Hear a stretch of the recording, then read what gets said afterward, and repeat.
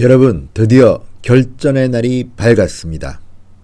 오늘 드디어 4월 3일입니다. 보궐선거 투표가 있는 날입니다. 결전의 날. 과연 이 창원 성산구 통영 고성, 자, 누구의 손을 들어줄까요? 알 수 없습니다. 그렇지만 오늘 파이널 체크 한번 해보겠습니다. 자, 지금 두 곳의 선거지만 마치 총선같이 당 대 당의 치열한 전쟁이 벌어지고 있습니다. 단 두 석이지만 보궐선거가 아니라 마치 총선 같은 총격 없는 전쟁이 지금 벌어지고 있습니다. 그리고 지금 유권자들은 투표장에 가서 투표를 하고 있습니다. 결과 어떻게 될까요? 자, 이번 선거의 체크 포인트는 이렇습니다. 먼저 후보자들이 잘 보이지 않는다는 겁니다. 당 대표의 모습이 크게 보인다는 겁니다. 지금 자유한국당의 황교안 대표의 모습이 크게 부각되고 있습니다. 일거수일투족 보도를 보면 지금 여영국 후보 혹은 양문석 후보 저쪽 편입니다. 그 사람들 이름은 별로 안 나옵니다. 다만 여영국 후보의 전과 7번 목소리는 많이 나옵니다. 양문석 후보가 막말했다는 이야기도 나옵니다. 그렇지만 이 사람들이 어떤 인물이고 도대체가 이 지역을 위해서 얼마나 잘할 수 있는지 적어도 중앙 언론의 보도로서는 잘 모르겠습니다. 반면 자유한국당의 후보들은, 자, 일단 정점식 후보가 있습니다. 황교안 대표와 함께 호흡을 맞췄던, 통진당 해상할 때 공안검사를 했던 그런 검사입니다.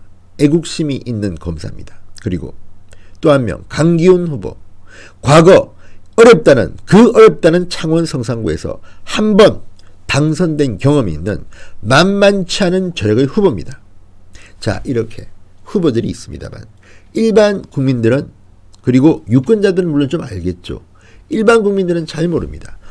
전면에 부각된 것은 황교안과 이해찬입니다. 그리고 이정미와 심상정, 이정미도 사실은 국민들한테는 그렇게 잘 모르는 이름입니다. 그래서 제가 말합니다. 지금 대권 후보 지지도 조사에서, 심지어는 오마이뉴스가 의뢰해서 리얼미터가 한 조사에서도 황교안 대표는 압도적으로 1위를 하고 있습니다. 20%를 넘었습니다. 4번 연속 상승세, 석 달 연속 1위를 하고 있습니다. 이게 국민들의 민심입니다. 뭐 이낙연, 유시민이 있지만 이해찬 이름은 안 나옵니다. 왜 그럴까요? 그래서 저는 조심스럽게 예측해 봅니다. 아마도 한국당의 싹쓸이 2승이 아닐까 싶습니다.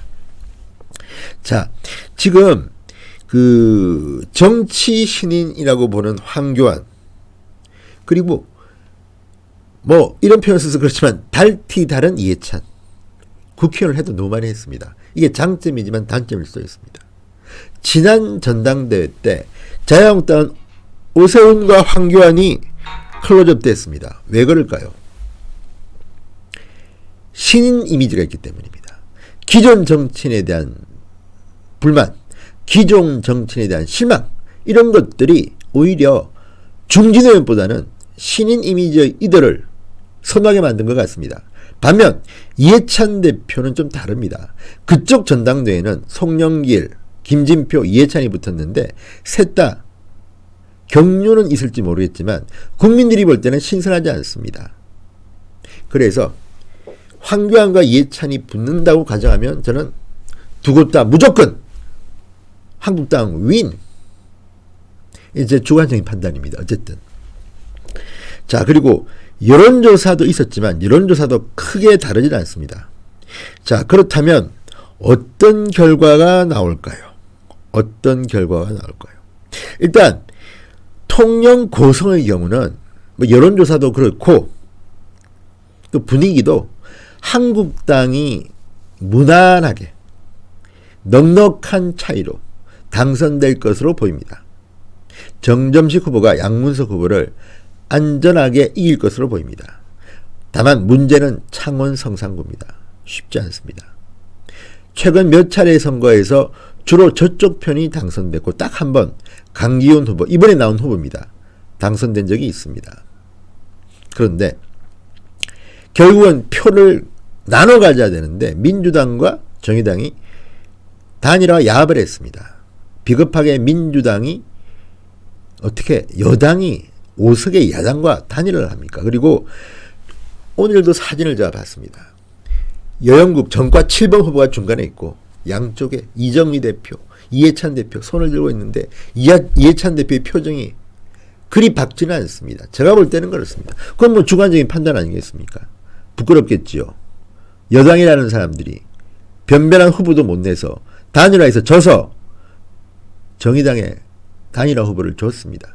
그리고 지지한다고 하지만 정의당이 별로 안 좋을 겁니다. 왜냐하면 문재인 대통령 인기가 갈수록 추락하고 있는데 정권 심판론으로 흐르면 민주당 아주 거추장스러운 존재가 되는 겁니다. 그리고 이해찬 대표는 가는 데마다 돈 풀겠다고 공약하지만 국민들이 유권자들이 바보가 아닙니다. 그리고요.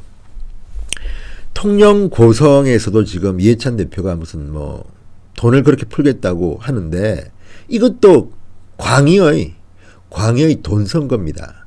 직접적으로 유권자들한테 돈 봉투를 주는 것은 선거법에서 엄격하게 금지되어 있습니다. 그런데 지금 이해찬 대표는 말로서 이 지역에 돈을 풀겠다. 그러면 진작 잘할 것이지 왜 통영 고성이 이렇게 경제적으로 힘듭니까? 문재인 정권이 정말 터무니없는 경제 실정으로 이렇게 국민들을 못 살게 해놓고 뒤늦게 이 지역만 돈 좀 풀겠다? 유권자들이 그래서 뽑아줄 것 같습니까? No. 그리고 창원 성산도 판도가 변하고 있다고 합니다. 정의당도 지금 긴장하고 있습니다. 비상상태라고 진보적 성향의 언론들도 보도하고 있습니다. 본인들도 실토하고 있습니다. 물론 엄살일 수도 있지만 민심은 그렇게 호락호락하지 않습니다. 그리고 민주당 지지자들이 정과 7번의 정의당 여영국 후보를 찍기 위해서 자기의 생업도 포기하고 투표장으로 갈까요? No. 결국은 투표율입니다. 얼마나 지지자들이 많이 투표장에 오느냐가 중요한데 창원 성산 문재인 정권을 심판하기 위해서 많은 유권자들이 투표장으로 갈 것으로 저는 확신합니다. 그래서 이번 선거는 당대당의 선거입니다. 한국당과 민주당과 한국당의 선거입니다. 결과는 아시겠죠? 적어도 황교안과 이해찬을 본다면 어디 찍고 싶겠습니까? 거기에다가 이해찬 대표는 공식 선거일이 시작된 20일 이후에 베트남에 2박 3일 동안 도피성 출장을 했습니다. 제가 볼 때는 적어도 도피성으로 보입니다. 왜? 그 중요한 보궐선거에 당대표라는 사람이 베트남을 갑니까? 공산당하고 협력을 강화한다? 공산당에 배울 게 많습니까? 그래서 문재인 정권의 경제정책이 점점 공산당을 닮아가는 게 아닌가 하는 비판도 그래서 나오는 겁니다. 반대로 베트남은 지금 공산당이 아니라 자유시장 경제체제로 옮기고 있습니다. 그래서 베트남은 성장에 성장을 거듭하고 있는 아시아의 신흥 강국이 되고 있습니다. 거꾸로 됐습니다. 그리고 지금 많은 사람들이 노회찬 정신을 이야기합니다. 저쪽 사람들이죠. 그런데 문재인 대 황교안 하면 황교안이 이길 것 같으니까 자꾸만 프레임을 황교안 대 노회찬으로 하는데 여기에 결정타를 날린 사람이 오세훈입니다. 말은 바로 하자. 이 선거가 왜 있느냐? 노회찬 전 의원이 돈 받아서 죽었기 때문에 생긴 선거 아니냐? 물론 지금 저쪽은 뭐 이것 때문에 뭐 폐륜이다 막말이다 하지만 이게 무슨 폐륜이고 막말입니까? 진실을 말한 겁니다. 과거 정의당은 보궐선거를 만든 정당은 후보도 내지 말라고 했습니다. 그런데 자기 쪽에서 뇌물을 받아서 수사받다가 극단적 선택을 한 사람이 노회찬입니다. 물론 그에 대해서 제가 명예훼손하고 싶지 않지만 진실은 밝혀야 됩니다. 노회찬 전 의원도 수사 과정에서 본인의 이런 것을 시인하고 이미 밝혔습니다. 그런데 이걸 갖다가 폐륜? 명예훼손? 사자 명예훼손? 그러면 과거에 돌아가신 분들에 대해서는 말도 못합니까? 그리고 자살은 정말 나쁜 겁니다. 교육적으로 그렇고 국제적으로 자살 방지 캠페인을 하고 있습니다. 우리나라 같이 자살을 이렇게 대접하는 나라는 없다고 저는 봅니다. 자살로 모든 일이 해결되는 게 아닙니다. 책임을 질 줄 아는 게 민주주의 국가 정치인들의 올바른 길입니다. 잘못했으면 그에 맞는 처벌을 받아야 합니다. 죽음으로써 모든 것을 없애는 것도 용기 있는 행동은 아닙니다. 이 말을 했다가 지금 오세훈 전 시장은 저쪽 편으로부터 공격을 받고 있지만 세월이 흐르면 평가가 나올 거라고 저는 봅니다. 그리고 오히려 이게 이슈가 되면서 지역은 또 한 번 요동치고 있습니다. 아, 노회찬 정신을 이어받자? 아, 그러면 드루킹 사건으로 뇌물을 받았다는 그 정신을 이어받아야 됩니까? 그래서 국회의원으로 당선시켜준 유권자를 배신하고 중간에 극단적 선택을 해서 보궐선거를 치르게 한 사람이 그게 정신이 이어받아야 될 정신입니까? 그건 아니지 않습니까? 말은 똑바로 합시다. 그래서 창원 성산구 유권자의 표심도 저는 움직일 거라고 봅니다. 지금 4.3 선거의 파이널 카운트다운입니다. 오늘 결정이 납니다. 오늘 저녁 밤 큰 차이라면 빨리 저녁 일찍 날 테고요. 박빙이면 밤새 가슴을 조이면서 개표 방송을 시청해야 될 겁니다. 누가 이길까요? 투표율도 봐야 됩니다, 여러분. 투표율. 역시 보궐선거는 투표율이 중요합니다. 내 지지자들이 얼마나 투표에 가느냐가 중요한 것이지 총선이나 대선과 다릅니다. 총선과 대선은 휴일이기 때문에 투표율이 높습니다. 그렇지만 보궐선거는 그렇지 않습니다. 정권을 심판하겠다는 사람들이 많으면 그 사람들이 투표에 가는 것이고 우리 후보를 지키겠다. 노회찬 정신이 맞다고 생각하는 사람이 투표에 가면 정의당 후보가 당선될 가능성이 높겠죠. 그렇지만 아무리 그렇지만 폭력, 뭐 송계, 공동 송계, 뭐 공동 뭐 어쨌든 정말 좀 입에 담기 어려운 그런 전과 7번인 사람이 창원 성산구의 국회의원이 돼서야 되겠습니까? 이게 민심일 거라고 봅니다. 자, 오늘 선거는 시작됐습니다. 마지막에 누가 웃을지 그리고 그 결과에 따라서 정권 요동칠 겁니다. 만약 한국당이 두 곳 모두 이긴다면 문재인 대통령은 급격한 레임덕 현상에 시달리게 될 겁니다. 그리고 그동안 했던 많은 일에 대해서 국민들이 심판했구나 하는 평가를 받을 겁니다.